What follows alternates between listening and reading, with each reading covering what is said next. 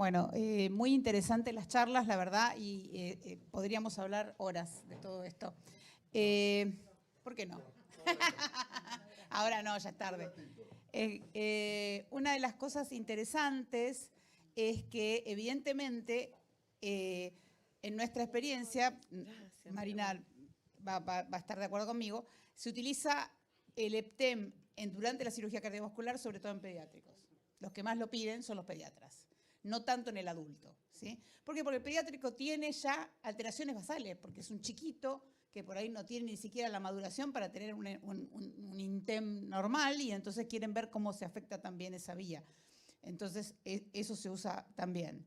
Y la otra cosa que es importante también es que nos sirve y nos sirvió en un caso de un trasplante hepático en un paciente hemofílico, en donde teníamos que evaluar también que el 8 que le estábamos pasando, para tenerlo durante la cirugía, estuviera funcionando. Entonces creo que esas cosas permiten que uno adapte las situaciones y el uso de los test según lo que está evaluando y según el paciente que está evaluando. ¿Qué opinás vos? ¿Han tenido cirugías con...? Totalmente de acuerdo. No, no hemos tenido cirugía con... Nosotros no trabajamos mucho con pacientes hemofílicos porque los pacientes hemofílicos, si bien se pueden diagnosticar en el hospital, luego eran derivados a la Fundación de la Hemofilia, que la tenemos a la vuelta. Entonces no es nuestra población de estudio, pero bueno, entiendo lo que decís y estoy totalmente de acuerdo. Sí.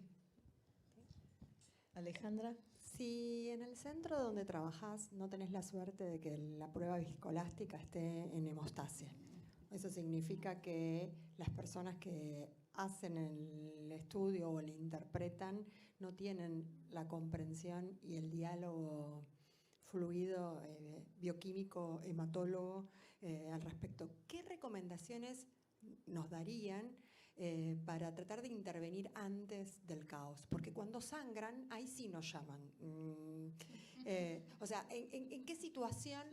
Porque ya no se puede cambiar. O sea, ya está establecido de esta manera. Generalmente, cuando no está en un laboratorio, suele estar en medicina transfusional en la Argentina, que no siempre hay un profesional, sino a veces es un técnico el que está en el horario en donde ocurre el sangrado porque la cirugía se prolongó y demás. Entonces, ¿en qué situación puntual crees que aquellos que por ahí tienen alguna habilidad mayor en entender la alteración de la hemostasia le tienen que decir al cirujano o al anestesista: tené cuidado que el algoritmo acá no te va a funcionar, hacele un estudio basal, aunque no sea lo habitual?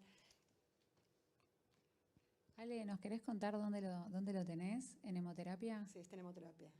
Bien. Sí, está en hemoterapia. Y solo me preguntan después, cuando sangró. Nunca antes. O sea, el cirujano manda la muestra al laboratorio de hemoterapia y ¿cómo se encuentra con el resultado? En el algoritmo.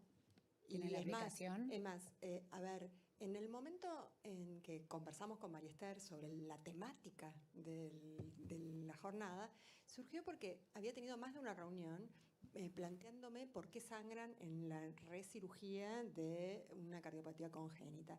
Yo lo primero que dije es: acá hay ROTEM, porque hay ROTEM, ¿cómo es el registro de la cirugía? Ni siquiera a eso tuve acceso. De la cirugía que sangró, me refiero, ¿no? Entonces, por experiencia preexistente, tuve unos cuantos años donde hacían tromboanderectomías sin preocuparse con un APTT largo basal que después va a prolongar el caseté, y tuve que, a la fuerza, o sea, tengo experiencia en tener que ir de atrás, o sea, no previamente. Entonces, en este tipo de situaciones, me pregunto, bueno, yo tengo que agarrar al cirujano o al anestesista, y cuando les digo, bueno, fíjate que acá no es lo mismo de siempre. Porque yo no puedo cambiarlo, ¿me entienden? O sea, no. Ojalá yo creo pudiera, que pero no. depende de donde esté instalado lo que vos quieras. Si vos sos talibán de un algoritmo, morís con tu algoritmo, no es aplicable en todas las situaciones, en la misma cirugía cardiovascular, en el mismo paciente de 5 kilos, en el mismo paciente de 3 meses. Por eso lo que mencionó Inés cuando se hizo este programa, era, bueno, va a estar en el laboratorio guardia, pero hay una aplicación donde todos discutimos y donde viene el pony del cirujano cardiovascular, se enfrenta con el pony del hematólogo, se enfrenta con el pony de la bioquímica, y ahí vemos que pony se puede domar, y no es que se negocia, se ve qué es lo mejor para cada paciente en particular, porque algoritmo hay de todo. Lo pegás en la pared y decís, cirugía cardiovascular en esta fase, endoarterectomía, aneurisma de aorta roto, tratado vía endovascular, o sea, algoritmo hay para todo, para todo. Entonces, yo conozco la situación de Austral perfectamente. Creo que lo que tienen que tener es un grupo multidisciplinario y opinar todos. No sé qué opinan. No, sí, yo creo ahí que a nosotros en estos casos por ahí raros, tuvimos un paciente por ahí muy complejo que lo tenían que evaluar y la verdad que lo que ayudó fue eso, fue tener este equipo multidisciplinario. Por ejemplo, vinieron los anestesiólogos, nosotros tenemos mucho trato con los anestesiólogos que hacen cirugía cardiovascular, también vino la gente de hemoterapia, obviamente también lo que yo hablaba de, por ejemplo, las coagulopatías preexistentes. Si vos ya tenés un coagulograma en el paciente que es raro, ¿sí? Ya ahí hacer una alerta. Obviamente si a vos te llaman tarde, ya ahí uno tiene que hacer con lo que hay. Pero yo creo que ya de mano hacer ese equipo y evaluarlo juntos, muchas veces los chicos, ya sean hematólogos, anestesiólogos, en hemoterapia también, todos hablamos y nos dicen, tenemos este paciente, ¿qué le podemos pedir? ¿Qué podemos hacer? Terapistas también. Está sangrando, ¿qué le podemos hacer? ¿Qué le podemos pedir? Yo creo que es eso, es la comunicación y también tener presente cómo era basal el paciente. No es lo mismo que entre un paciente con un coagulograma normal que entre un paciente con algo rarito.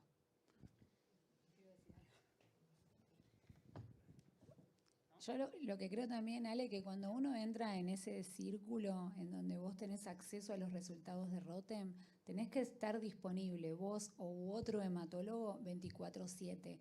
Te lo digo porque ese es un problema que hubo en el hospital, en donde después vos ves los trazados, pero si no hay nadie con criterio que a las 3 de la mañana pueda dar una opinión, también de poco sirve tener el mejor trazado del mundo. Entonces tienen que tener en cuenta para mí que tiene que haber gente disponible para evaluar los trazados y dar indicaciones transfusionales si es que se necesita. Lo más interesante es que la cirugía cardiovascular, el 90% no son de urgencia. O sea que la evaluación del paciente, en la gran mayoría de los casos prequirúrgica, como dice ella, son programadas y lo tenés. Sabés si tu paciente es poliglobúlico, qué cardiopatía compleja tiene, si tiene alteración de la hemostasia por los test de rutina, y de última le haces un Rotem y lo discutís con el equipo prequirúrgico. No, eso estamos de acuerdo. Sangra a las 3 de la mañana, yo me despierto, pero digamos, no todo el mundo es igual. Pero yo creo que el equipo multidisciplinario es tal cual, así. No hay ninguno que pueda, si no, te pegás un protocolo en la pared, un algoritmo y ya está. A veces es difícil, pero lo importante es esto, ¿no? La comunicación, como decís vos. Nos ha pasado de discutir antes de que un paciente se opere, ¿qué hacemos? Llámese deficiente severo de 11 en un paciente que había que hacerle una hepatectomía química por los tumores y qué sé yo, porque no era un hepatópata, sino que tenía metástasis, y bueno, y ahí se planificó el recambio plasmático. Entonces el recambio plasmático se le hizo antes al paciente y se le controló qué nivel de 11 tenía y qué niveles daban las pruebas viscoelásticas para después tenerlos en cuenta en el posquirúrgico, en la evolución del paciente.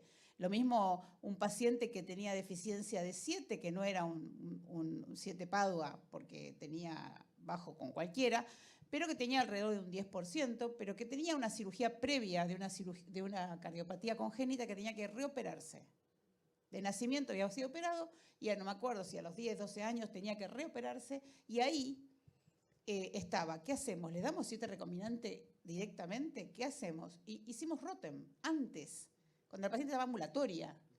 Era normal, el Rotem era normal. Hasta el CT le dio normal, en el límite superior, pero era normal a ese paciente. Entonces no hay que darle nada y esperar. Y si necesitas, sabes que tiene una deficiencia de 7 y que le vas a dar 7 recombinantes. Pero es una cuestión que está como establecido que hay mucha comunicación. Y lo mismo que, por ejemplo, esta cosa de decir, no, plasma jamás, plasma jamás, plasma jamás. Nos pasó una vez con un chiquito, a la salida de una cirugía muy compleja, de un ECMO, que estaba con heparina, pero la heparina estaba baja y sin embargo los APTTs eran monstruosos y no sabían qué hacer y seguían sangrando y qué sé yo. Le digo, a este chico le debe faltar 11 también. Tenía 11 bajo, 12 bajo, todo eso bajo, y tenía 5 bajo, y entonces en ese paciente se justificaba que le dieran plasma. Pero parece que hoy no le demos nunca plasma, no es así. ¿Sí? O tengo un 13, una cirugía cardiovascular compleja, sobre todo si es reoperación, consume 13. Y a lo mejor no tenés el fibrogamín para dárselo a las 3 de la mañana, pero tenés un crío. Entonces, el crío nunca, pero particularmente en ese paciente puede ser útil.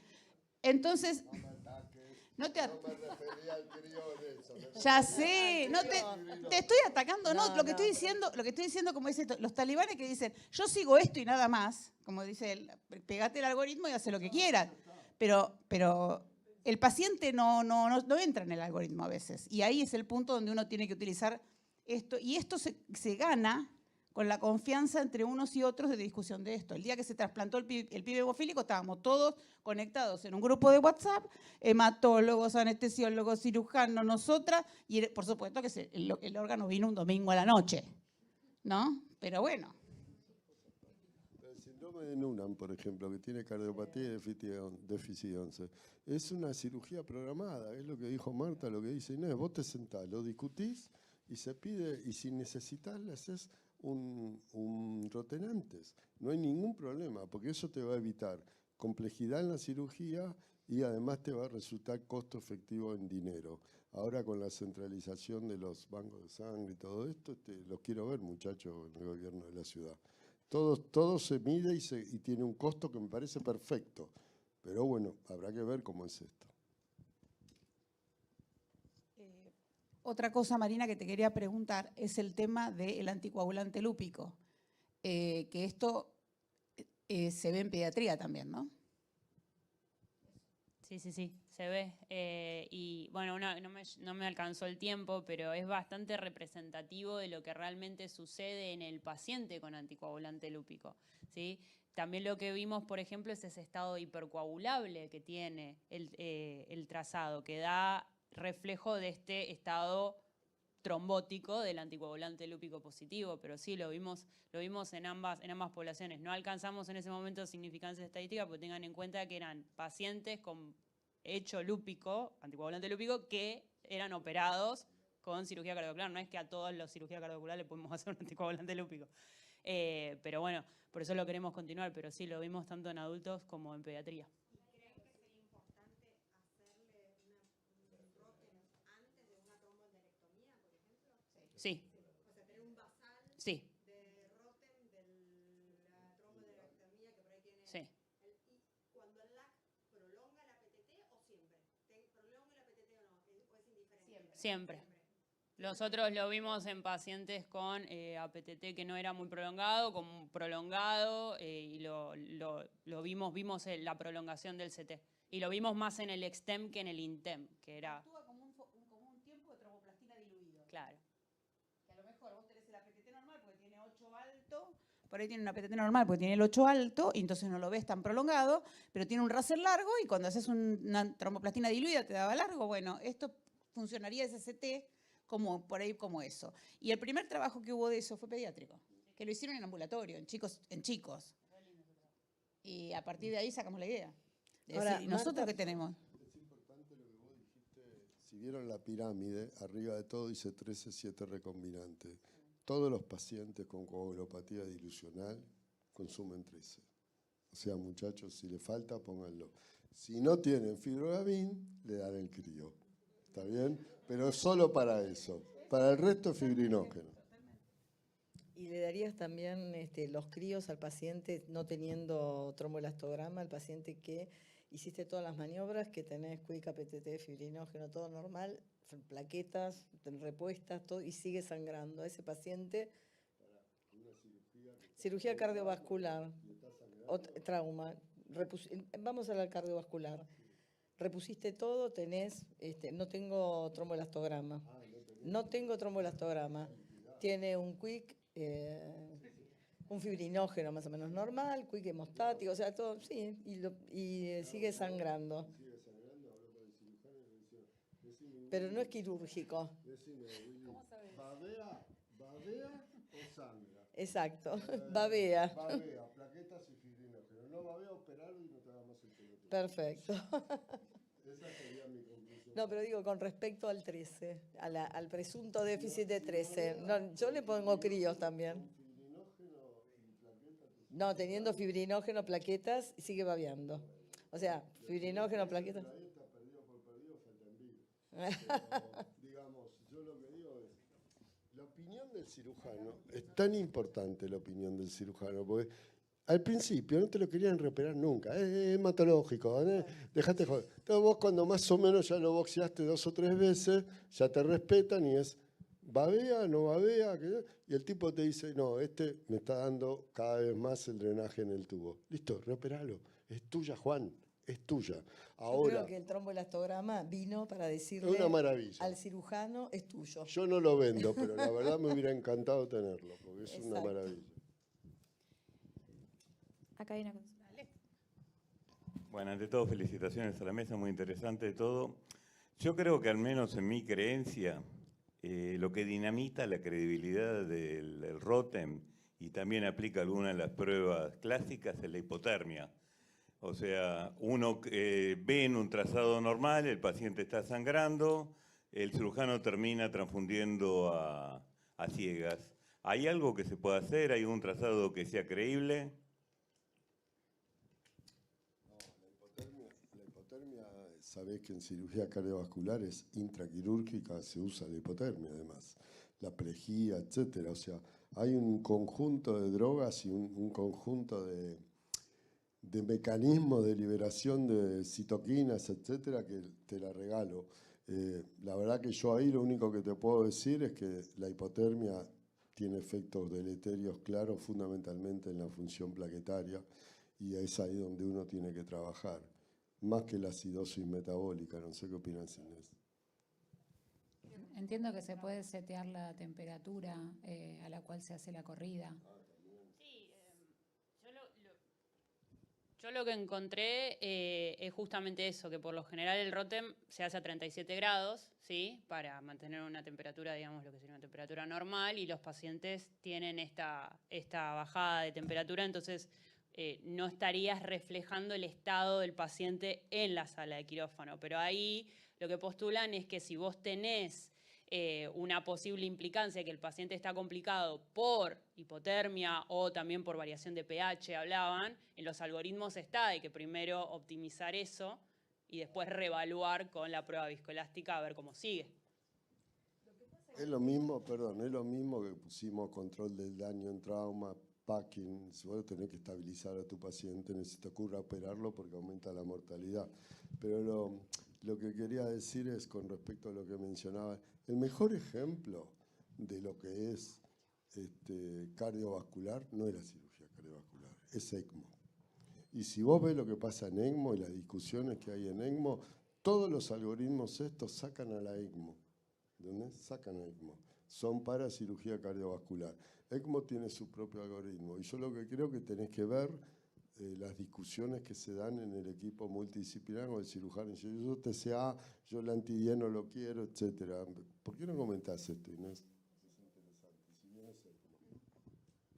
Controversias en ECMO. No, bueno, es un tema largo y sí, porque ahí ya empiezan a jugar un montón de otros factores, como el tiempo de permanencia en el ECMO y demás, con lo cual me parece que es un tema bastante más complejo y nosotros puntualmente no usamos ningún algoritmo determinado, sino que nos basamos en esta discusión interdisciplinaria en función del estado clínico del paciente en el momento en el que se solicita la prueba. Pero al ECMO lo monitorean con ROTEM y con pruebas de laboratorio clásicas, o solo con ROTEM. Nosotros monitoreamos con anti-10, con la relación INTEM-EPTEM que comentó Marina y con APTT. Y los cirujanos o los anestesistas usan el TCA y ahí, bueno, empiezan las discusiones a veces, ¿no? Pero bueno, yo creo que todo lo que tenga un circuito veno-venoso, veno-arterial, etcétera, superficies extrañas, etcétera, con todas estas cosas que estamos hablando de acidosis, hipotermia, etcétera, hacen que la hemostasia sea tan dinámica que no hay ningún algoritmo que a vos te saque de la discusión si no tenés un equipo multidisciplinario. Una cosa que, para responderle a Luis también, es que el tema es vos no tenés la temperatura en la que está el paciente en ese momento, y sobre todo en trauma es importante, porque en cirugía cardiovascular sí, pero en la otra es la situación del paciente. Lo que te permite hacerlo a 37 grados es saber que si yo lo tuviera en condiciones ideales de presión y temperatura, digamos, ¿viste? ¿Qué pasa? Porque si no, vas a guiar transfusiones por algo que tiene que ver con otra cosa y no con esa. Por eso no se dejó la idea de que, hagámoslo a la temperatura. Porque los primeros tiempos que te decían con la prueba viscoelástica es que, ahora lo podés setear en otra temperatura. Y en realidad no la usan, porque es eso. Podrías estar guiando erróneamente. Entonces, si vos ves que el trazado es bueno y tiene una hipotermia, llevémoslo para que esto supere esto y deje de sangrar si está sangrando por la hipotermia. Rara vez te llaman del intraop con el paciente. O sea, es muy raro que en el cardiovascular del adulto al menos te llamen desde el intraoperatorio con el paciente que sangra. Te llaman en el post-protramina. Cuando ya salió de bomba, ya salió circulación extracorpórea. Entonces la hipotermia ya sale también de la hipotermia, porque ahí lo empiezan a calentar también. Entonces, en general, no está esa disociación. Me parece que para trauma es otra cosa. Exacto, y ahí sí está hipotérmico mal, pero ese ya es otro paciente, ¿no? Otra coagulopatía, bien como dijiste y tan sencilla y claramente. Luis. Hay una pregunta del chat. ¿Querés que la lea? Dale, dice, si tienen experiencia en Rotem en pacientes con hemofilia y si lo recomendarían. En parte lo respondieron. Las chicas. No, sí, hemos realizado Rotem en pacientes hemofílicos, no un montón, pero hemos realizado Rotem en pacientes hemofílicos. Tuvimos la oportunidad de hacer Rotem en un paciente pre y post transfusión de 8 y vimos realmente que sí, que post transfusión el CT acorta completamente, se normaliza, así que la utilidad, el reflejo está. En una hemofilia moderada o severa, por ahí en una hemofilia leve, de vuelta puede ser que no lo veamos. ¿Por qué? Porque tiene esa limitación el Rotem, no evalúa, no detecta deficiencias leves, ¿sí? Pero también uno se preguntaría si es crítico en una leve, no sé, hacerle un Rotem. No, yo coincido con lo que decís y no es la prueba de elección para un hemofílico, simplemente. Igual quiero decir una cosa, voy a disentir en algo. Como siempre. En las cirugías ortopédicas prolongadas en hemofilia A, claramente ha demostrado el Rotem, más de 1000 casos publicados, el seguimiento de los pacientes y la terapia sustitutiva. Son varios estudios que hicieron, no es una recomendación 1A, está claro, por favor. Pero digo, estoy de acuerdo con Inés que el Rotem en hemofilia sería no considerado primer orden, pero cada vez se va metiendo, como les comenté hoy, aneurisma de aorta con cirugía endovascular, mejor dicho, con intervención endovascular, ya hay más de 70 pacientes publicados con Rotem. Quizá el tema es la discusión qué test utilizar. Si uno utiliza un Rapid Test, por ahí que le pones así, digamos, factor tisular, no sería tanto, el Extem no sería el Intem o el Natem, pero el Natem tiene más prolongación y tiene más imprecisión por ser solamente calcio, pero lo que sí es cierto que en el hemofílico severo y hemofílico severo con inhibidor que recibe terapia bypaseante es una prueba para evaluar si corrige o no corrige. Porque no abre, o sea, un INTEM, que es un paciente que tiene hemofilia severa con inhibidor y no está tratado, no abre. Y también, de alguna manera, se postula que puede ser útil en el caso de las terapias de anticuerpos bispecíficos, que el hemofílico severo o severo con inhibidor, con la terapia de anticuerpos biespecíficos va a mejorar o normalizar el trazado, y eso habla un poco de que tiene un efecto, que tiene un efecto que es positivo, que está actuando el anticuerpo correctamente. Pero bueno, pero sobre todo si servía para los concentrados proteoméricos activados o por el reciente recombinante activado. Y ya que Luis mencionó el tema del ECMO, en el contexto de pacientes con ECMO, adultos o pediátricos, ¿tienen experiencia en el uso de la prueba viscoelástica respecto de la evaluación de la fibrinolisis, que es tan difícil evaluar de otra manera para hacer indicaciones de antifibrinolíticos que preocupan mucho a los cardiólogos o cirujanos cardiovasculares que están siguiendo a esos pacientes?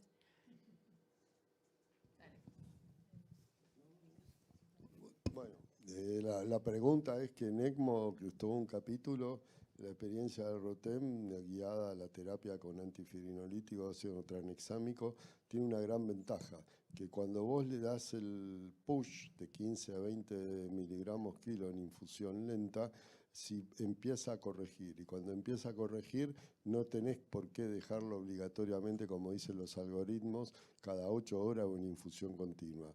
Directamente lo vas monitoreando y esa puede ser tu dosis de ataque, la dosis del push. Depende cómo siga, ¿no? No sé si vos querés opinar.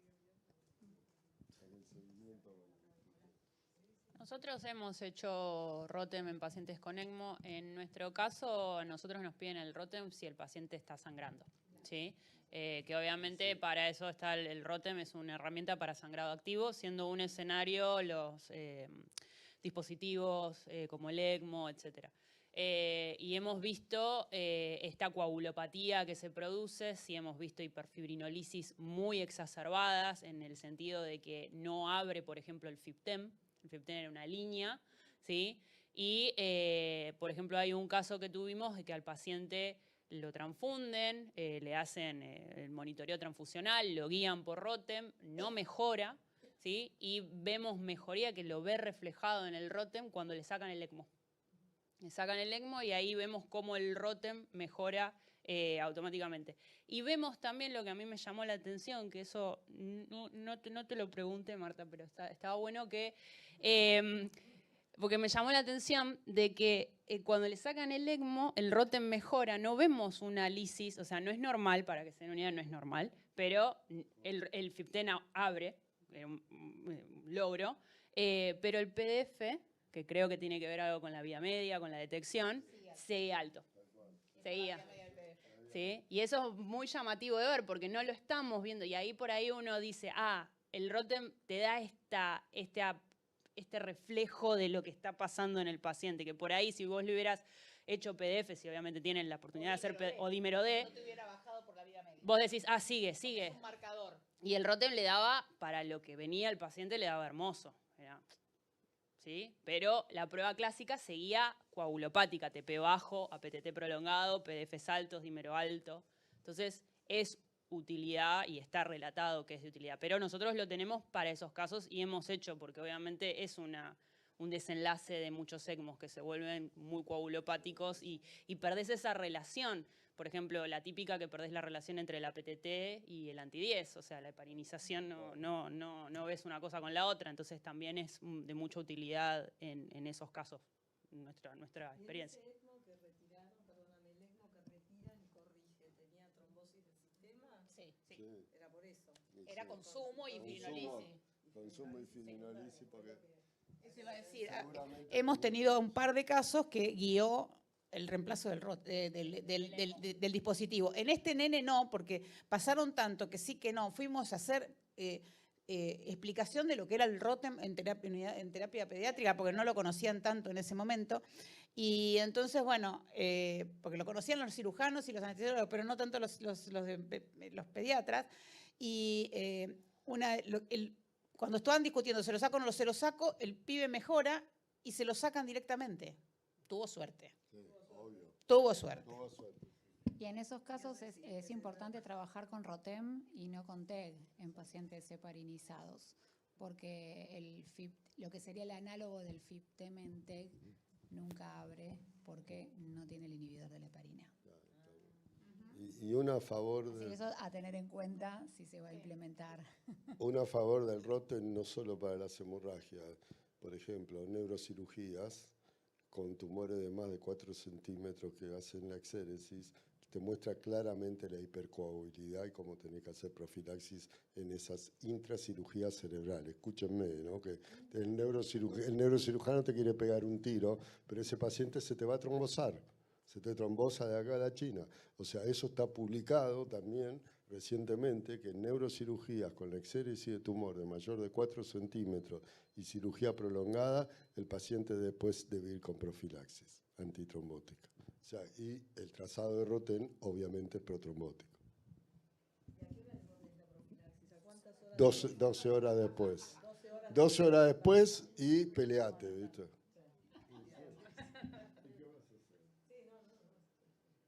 Si no es fácil, porque si no te llaman y te dicen, che, vení a ver, lo operamos, tenía un meduloblastoma y ahora tiene una trombosis de seno venoso cerebral. Y bueno, jodete.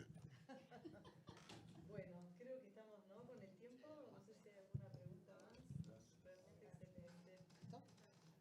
Bueno, Buenísimo. Excelente reunión, la verdad, les felicito a todos. Muchas gracias.